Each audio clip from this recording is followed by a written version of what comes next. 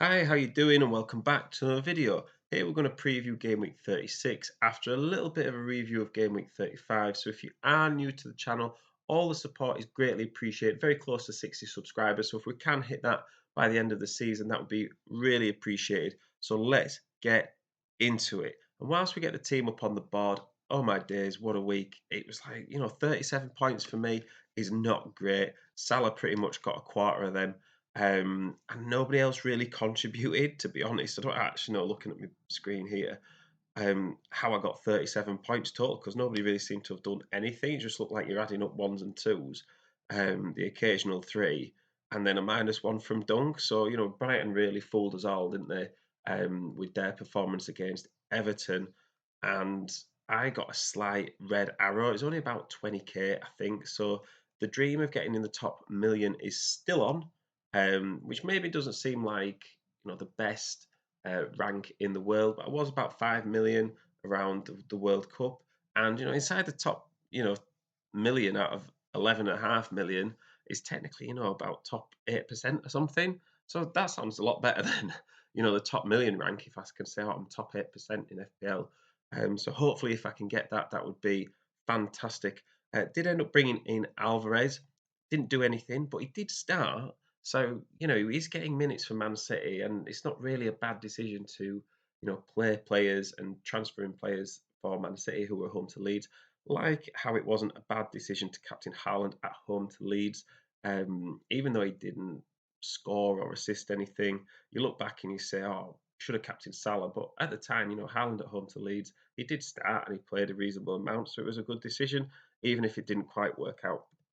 So onto the fixtures we go, and it is a double game week in game week 36.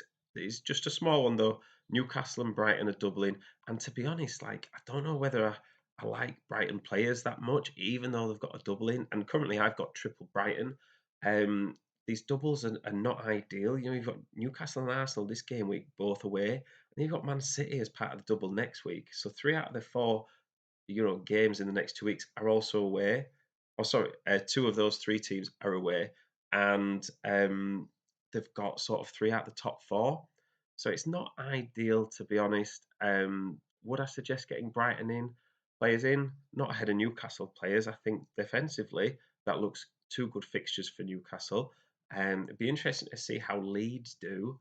But really, Leeds are in the relegation zone for a reason. Newcastle are in the top four for a reason, and Newcastle are still going to want to be getting points to solidify that. In terms of captaincy, I'd be tempted to go with Salah and Haaland still. I think even, Liverpool playing away at Leicester, there's definitely going to be goals in there, and they're chasing Europe, they're chasing top four.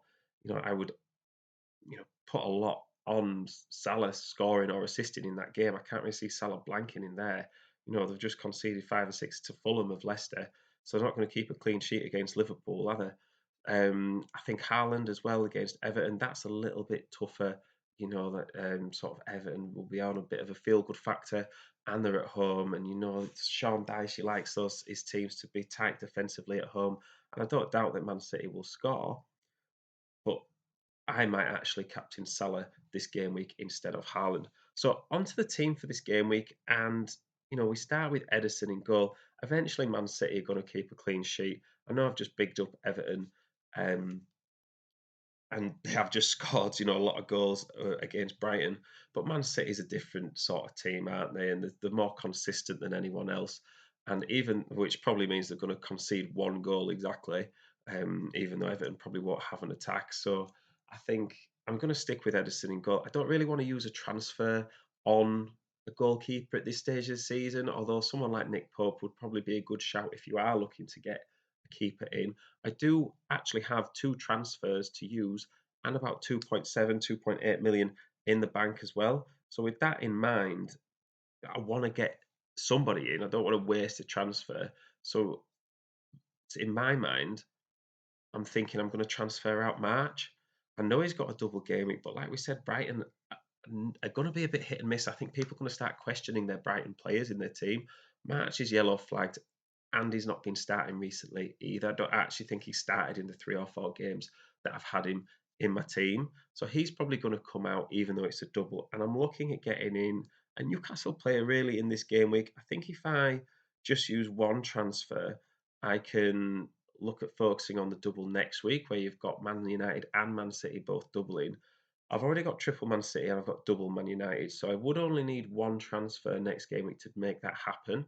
But really, there's no one else in my team that I would look at getting out right now. I could absolutely attack the Newcastle double, and that would mean getting in Solanke as well. Sorry, getting Wilson or Isak in for Solanke, and I can make two transfers and afford it. So I could swap, uh, March to Willock or Murphy, and I can swap Solanke to Wilson or Isak and afford it, which is pretty good, really.